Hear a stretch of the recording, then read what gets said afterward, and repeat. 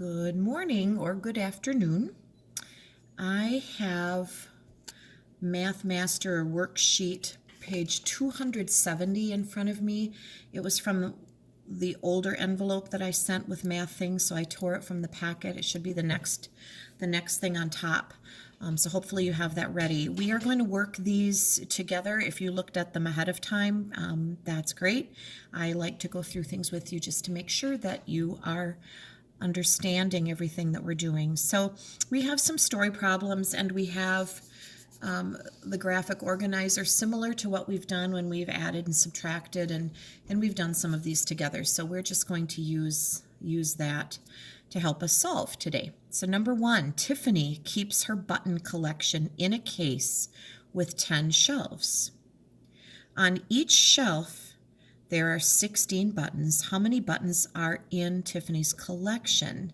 So let's think about what we know, and this is a great place to put what we know. We know there are 10 shelves, so number of shelves, we have that number. We know that on each shelf she's putting 16 buttons, so buttons per shelf will be 16. We have to find out how many buttons in all, don't we? So what we're really looking at is we are looking at a multiplication problem, and we're looking for the bigger number. So we are needing to figure out what is 10 times 16. Now this is an example of a problem that we can use mental math on. We don't really need to stack it and do our layering because this is the number 10 and ends with a 0. It's kind of like doing 16 times 1 and adding a 0. So 1 times 16 would be 16. And if you put another 0 there, because of this 0, you would get 160. So there's an example of that mental in your brain kind of math. So the number model is 10 times 16, and the answer is 160. There would be 160 buttons. All right, Rashida walks her neighbor's dog every day. She gets paid $20 every week. If Rashida saves her money for 30 weeks, how much money would she have? So how many weeks are we talking about? 30. How many dollars per week? It says she gets paid $20 every week. And we're trying to figure out how much money she would have. So that is the question mark. This would be another multiplication problem, 30 times 20. And because of those nice zeros, we can do this in our head. We know that 3 times 2 is 6. And we have 2 zeros to put on there. Wow, she will have $600, won't she, by the end of this project if she keeps walking her neighbor's dog every week. So kind of a nice deal for her, isn't it? And that makes sense if you think about that. The 30 weeks is a long time. That's over half of a year. So she's doing a lot of work. It takes her quite a while to earn that much money. All right, the third grade class helped plant 4 tulip gardens at school. Tulips are beautiful flowers that bloom in the springtime. They haven't quite, I don't think they're blooming yet here in northern Wisconsin. Maybe down south they are. The third grade class helped plant 4 tulip gardens at school. 50 tulip bulbs fit in each garden. How many tulip bulbs are planted? All right, 4 tulip gardens. That's the number of gardens. Bulbs per garden is 50. We are trying to determine bulbs in all. We would multiply, right? 50 bulbs 4 times. You could add 50 plus 50 plus 50 plus 50. Probably can figure this out in your head. We know 5 times 4 is 20.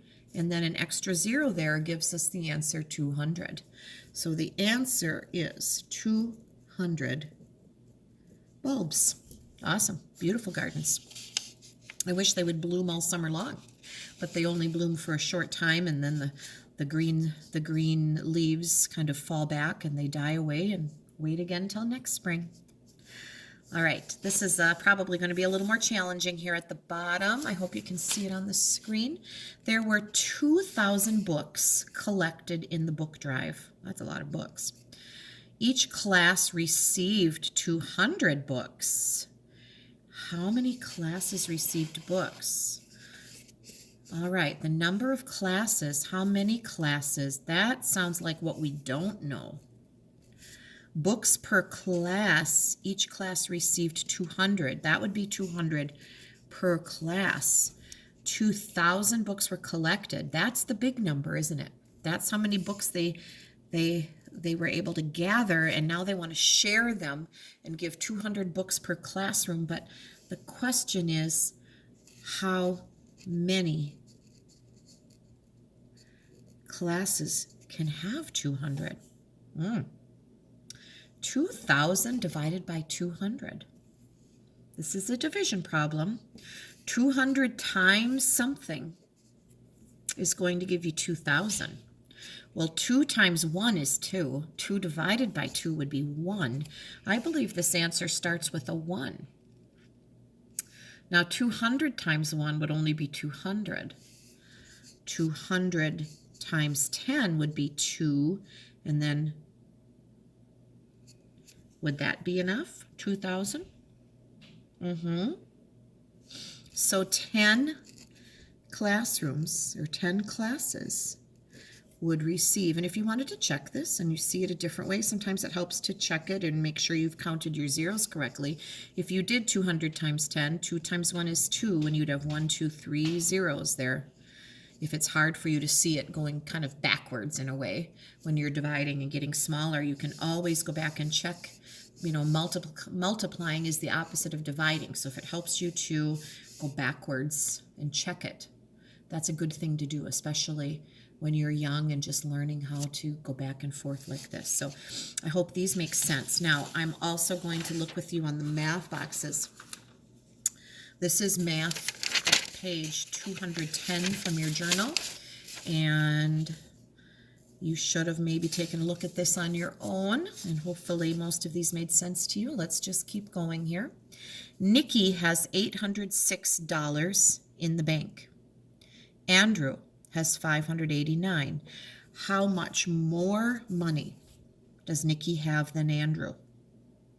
Were you able to figure out what needed to be done here? What was your plan? When I see how much more than, those words, more than, tell me that this is a takeaway problem. Nikki has 806.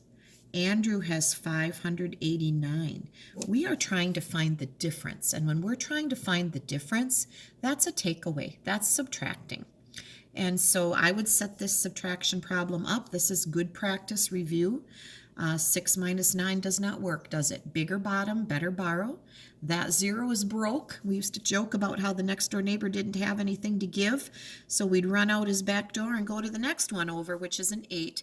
So we're going to actually make a trade or borrow, to use an old-fashioned word from your parents and grandparents, right? 80 is going to go down to 79. Do you remember how we did that with the zeros? So that the 6 can have a 10 and become 16. 16 minus 9 is 7. 9 minus 8 is 1. 7 minus 5 is 2. How much more money does Nikki have than Andrew? Nikki has $217 more dollars. I wonder how you did with that. Reviewing that, taking away when there's a 0 involved. That's always interesting. All right, number 2. This is expanded form numbers. This is a little different. If we have 5 tens, that equals 50, and 9 ones would simply be 9. So 50 plus 9 is 59. This is called expanded form. We don't really use it in real life. I think they just are reinforcing that we understand what the number means. If we have 3 tens, that means 30. 3 tens is worth 30. 8 ones is worth 8. And 30 plus 8 would be 8. Make sense? All right. Good review. These always are a little tricky, aren't they? Blank hour equals 30 minutes. Well, let's think about what we know. We've talked about it before. There are 60 minutes in a full hour. So if you have 30 minutes, you don't even have one full hour. 30 is half of 60, right? So 1/2 of an hour, a half hour is 30 minutes. How many hours do you have if you have 90 minutes? Well, we know that 60 minutes equals 1, and you'd still have 30 minutes left over. We just said 30 was a half, so you have 1 whole hour and 1/2 of another to add up to 90, don't you? So 1 and 1/2 hours. This is a review. This is a mixed number. 1 and 1/2 hours is 90 minutes. And if you just go back and read that whole statement across from beginning to end, hopefully you're just checking to make sure that makes sense. We always want our answers to make sense. We never want to rush through this. We want to think carefully. 2 hours would be how many minutes? If 60 minutes is 1 hour, what is 60 times 2? If you said 120, you are correct. Ooh, 1 and 1/4 hours. We've done this before too. I feel like this is a good review for us. We know 1 whole hour is 60. What is 1/4 of an hour? We know half of an hour is 30 minutes. If we divide that 60, can you see that, into 4 equal parts, do you remember what 1/4 is? The whole half is 30. What's half of 30? What is this on a clock? It would be 15, wouldn't it? 15 plus 15 plus 15 plus 15 makes 60. So 1/4 of an hour is 15 minutes. What is 60 plus 15? If you said 75, you are correct. 75 minutes. How many hours are 180 minutes? Oh, well, let's put our thinking caps on. We can do this. We know that 2 hours is 120. If we add 60 more for a 3rd hour, we would have 180 minutes, wouldn't we? 3 hours is 180 minutes. We also could have thought, 60 times 3. I know 6 times 3 is 18, plus that 0. There we go. All right. Draw a shape with a perimeter of 14. All right, you guys. Perimeter. It's been a while since we've talked about this. Perimeter around the rim, around the outside of the shape. Remember, in order to have a shape, have a perimeter of 14 units, it would have to, all 4 sides would have to add up to 14. Now, before I start drawing on that grid, I'm going to ask myself, what kind of a perimeter, what kind of sides could I have so that the total is 14? I can't go 7 and 7 on the long sides because that's already 14, and we don't even have the short sides yet. So 7 would be too big. What if I went, I can't even go 5. I could go 5 long. If I had 5 and 5, I'm just thinking aloud. This is Mrs. Adams' thought process. 5 and 5 makes 10, and I want a total of 14. If I'm at 10, I need 4 more. What if I did 2 and 2? Now do I have a total of 14? I have 5 and 5 is 10, and 2 makes 4. That makes a total of 14. So if I draw a rectangle that is 5 long by 2 high, it would have a perimeter of 14. Now, is there another answer? What if we went over 6? And that would be 12, and we went only 1 high. That would be 12, 13, 14. There's another way to do it. See what I did there? But we really couldn't go longer. Could we go shorter? What if we went 4 and 4 is 8, and 3, that'd be 7 and 7. Do you see the 3 different answers? They're all correct. So just because I thought of this one first does not mean it has to be that, as long as you go around the outside edge. Now, how do we draw that? How would we draw this one? We would have to go 3 high. I'm going to use my blue marker for this. I think this is going to show up better. I think I would just start at the edge here and go, I'm going to go up 1, 2, 3, and over 1, 2, 3, 4. Bring it back down 3, bring it straight across. That is a 4 by 3 rectangle, and it has a perimeter of 14. Now, what is the area? Do you remember learning about area, boys and girls? Area is the space inside. We get it by multiplying length times width. So 4 times 3 is 12. We also know that if we drew our rectangle on a grid like this, we can count the space inside. 1, 2, 3, 4, 5, 6, 7, 8, 9, 10, 11, 12. I get the same answer. That's a good sign. So the area of this would be 12. The perimeter is 14. Perimeter is the distance around the outside. Area is the space inside. And if you take 4 times 3, you get the area, okay? Length times width. So I hope you remember that. That's been a while since we've talked about that.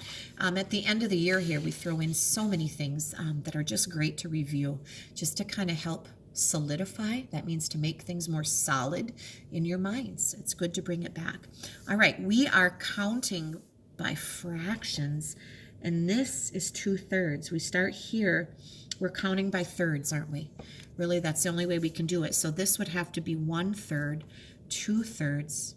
Now this would be 3/3, but another name for that would simply be 1. In fact, that's probably the best name, although you could put thirds, or you could put 3/3. 3 out of 3 is the whole thing, but what would you do here? You're beyond 1. You'd have a mixed number here, wouldn't you? You're still counting by thirds. This would be 1 whole and 1/3 of another. So there's your toughest step right there. I hope that makes sense for you. Okay, circle the most appropriate unit. If I wanted to find the length of a calculator, would I use inches, feet, or miles? Well, a calculator isn't very big, is it? I would use inches. Remember inches?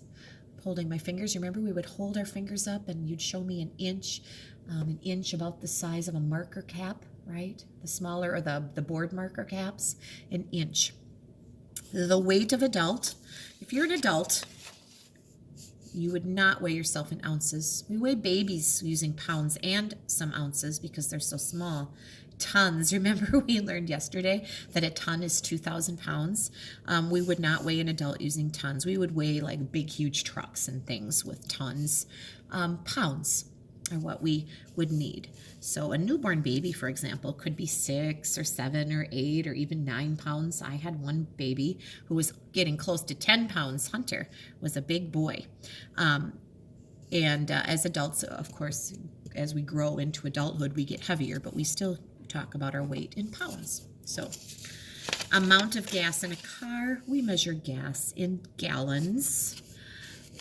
Cups we use more when we're cooking in the kitchen. As some of you have been helping in the kitchen. Yeah, you've been baking some wonderful things, some cookies and cinnamon rolls and things like that, and you have probably gotten the measuring cups out and you tried those. Pints is a measurement of volume where, like, when you drink the little cartons of milk at school, that is, gosh, that's a half pint, isn't it? A full pint, I think, is 16 ounces, and you drink a half pint of milk. That's also 1 cup. I think it takes 2 cups to make a full pint. So these are units of volume. You think of the big jug of milk as being a gallon, but we measure gas in gallons. So I kind of rambled on, but I'm trying to throw in as many little tidbits as I can for you, trying to just refresh these back in your mind again, because the more often we come back and review these, the more likely you are to remember them longer and maybe remember them even over the summer. So that's the hope.